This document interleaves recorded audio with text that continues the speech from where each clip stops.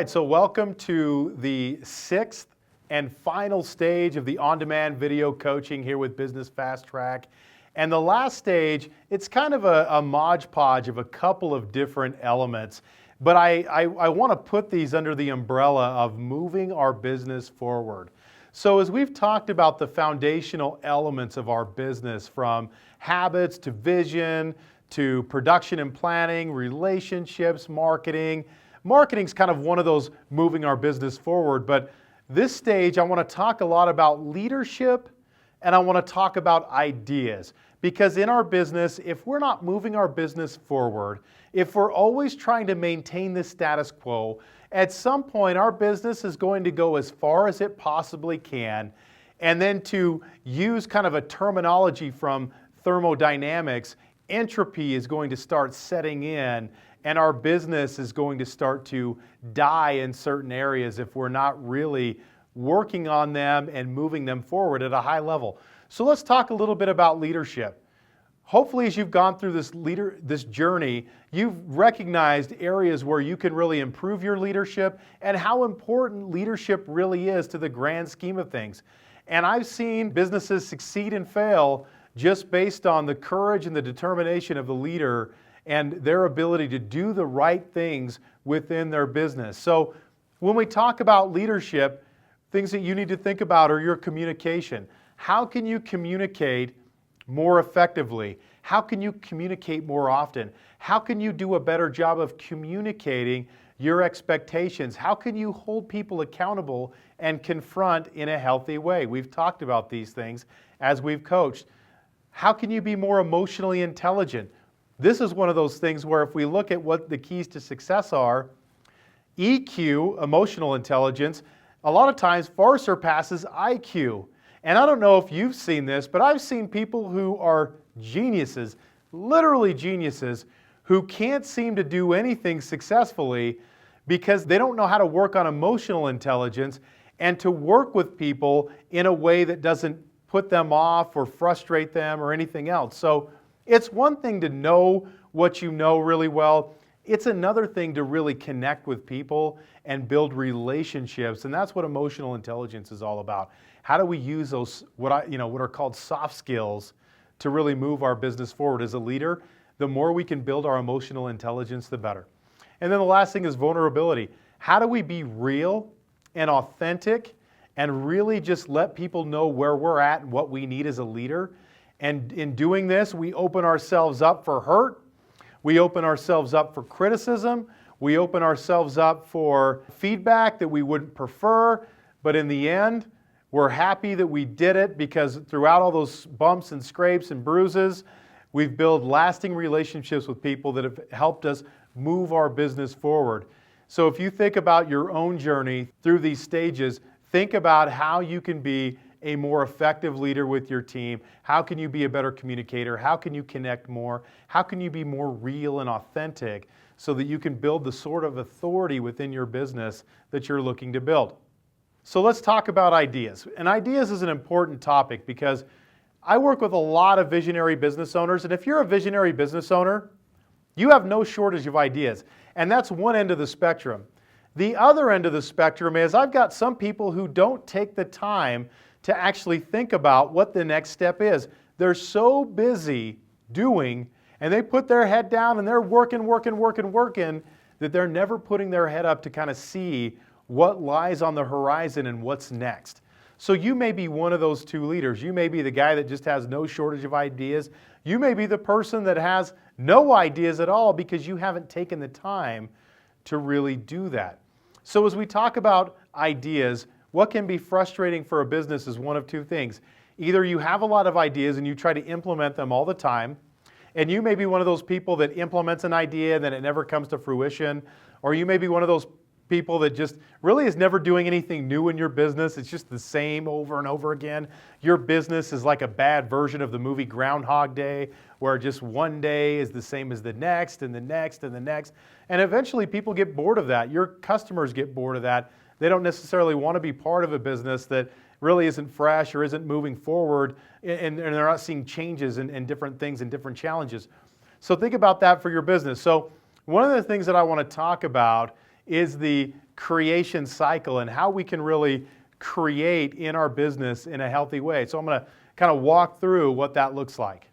All right, so one thing I want to share with you is what we call the cycle of creation. And where this came from was from Garrett Gunderson, who's the founder of Freedom Fast Track. And Garrett, if there's one thing that I've really recognized that Garrett does at a high level, is he takes an idea to market faster than most people that I've ever met.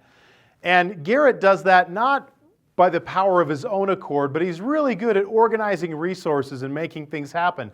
So when we created a workshop called Cycle of Creation, we decided to map out this process. So I'm going to kind of show you and walk you through this process. So let's say that you've got your next idea. So you've got your idea over here, okay? That's just kind of the idea that comes in your head. Maybe you're doing a power hour in the morning, maybe you're meditating or you're in the shower, wherever you get inspiration and you've got an idea. Okay, well now what do? Maybe you write it in a journal, you jot it down, and you want to come back to that, right? So you've got the idea. So the next thing you look at is you look at the concept. What is the concept? Now what is that? That's where I sit down with a team and I really start to flesh this out. Like, is this idea a good idea? Does it make sense? Does it work? Does it serve an objective? Does it fit within our mission and vision? This is where I kind of go through and just really flesh out this concept. Is this idea really viable? And then when I go through that, I start to develop the framework. And that's really, the framework is about the nuts and bolts. How is this going to work? How do we deliver it? Do we deliver it online? Is it offline? Is it group coaching? Is it one-on-one coaching? Is it a book? Is it a DVD? Is it a CD? Is it all of those things? You know, how am I going to put this together? And that's where I start to really put together the framework for the idea that I have. And then the last thing, obviously, is to take it to market. This is the thing that's so important. Seth Godin talks about what makes Steve Jobs, or what made Steve Jobs so powerful in Apple, is shipping. He always wanted to ship. He wanted to be that person that got that product to the market as fast as possible. And sometimes we have an idea and we kind of sit on it, we kind of doubt ourselves. But you know, when I worked with Garrett in Freedom Fast Track, I got to witness firsthand his ability to take an idea and create it to market. And I thought, oh my gosh, man, we got to make a workshop out of this because this is fantastic material. And that's what he did. Now, a byproduct of this that you will see in our coaching is the Idea Optimizer.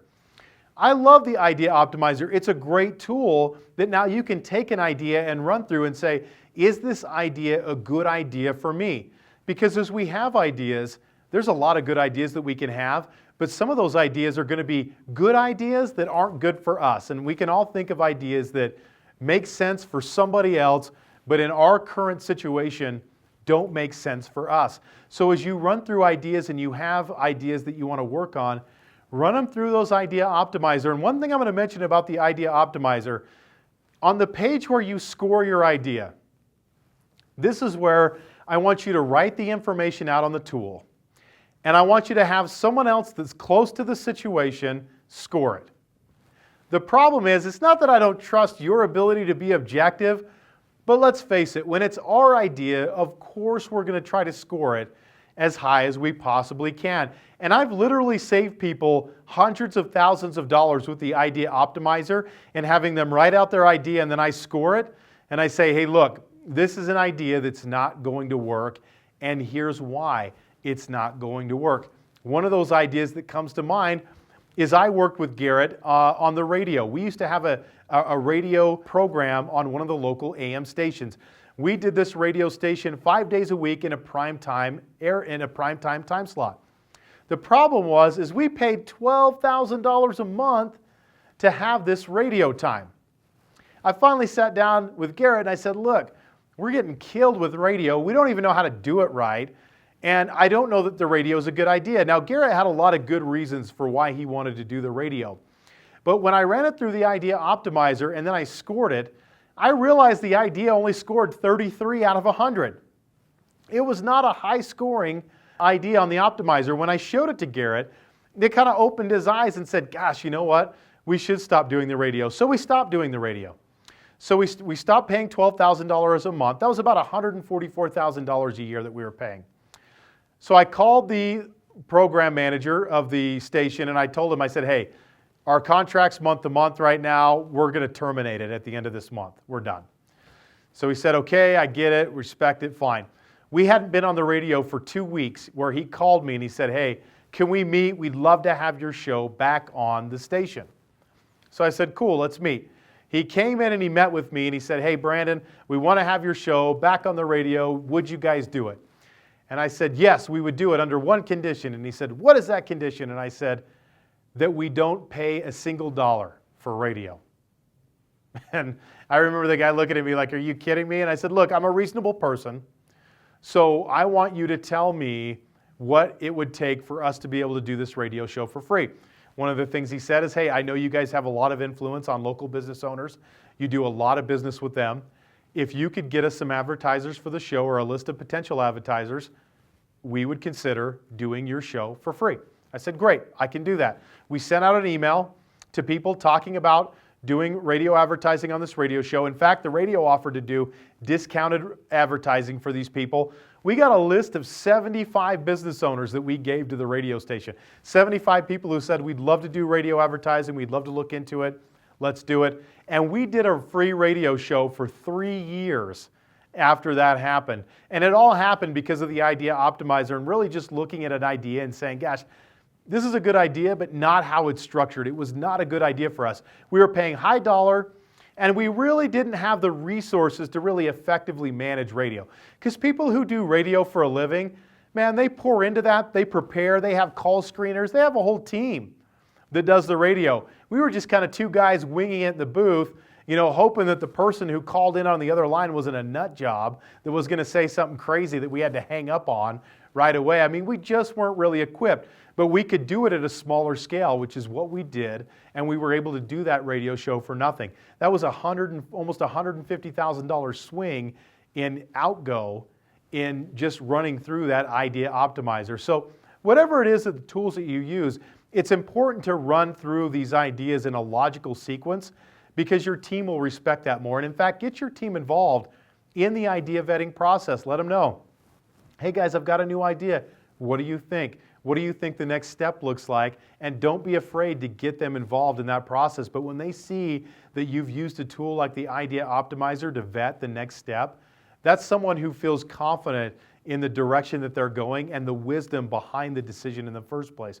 But how often have we worked for a leader where we've told people to run 100 miles an hour in one direction only to realize fairly quickly that that is wrong, and then tell them to run 100 miles an hour back in the opposite direction and go the other way. We've done that a lot as leaders, and the problem is, as a leader, one of our only currencies that we have is credibility, and the only way we can create credibility is through doing and following through on what we say. And so if we're always changing our mind, if we're wishy-washy, if we don't follow through on things, it makes us look bad. So the better the process that we can have for implementing new things and moving those things forward, not only does it keep our business fresh and keep our team engaged and keep it interesting, but it also allows us to create some credibility and allows us to help people see and recognize where we're going and why we're doing it. So as you go through these modules, as we work together with coaching, think about how you can be a better leader. How has your leadership grown? How does it need to continue to grow? And how can you be someone who continues to move your business forward and continues to come up with new ideas and new approaches and new ways of doing things that will keep your business fresh, not only today, but for years to come, and hopefully keep it growing?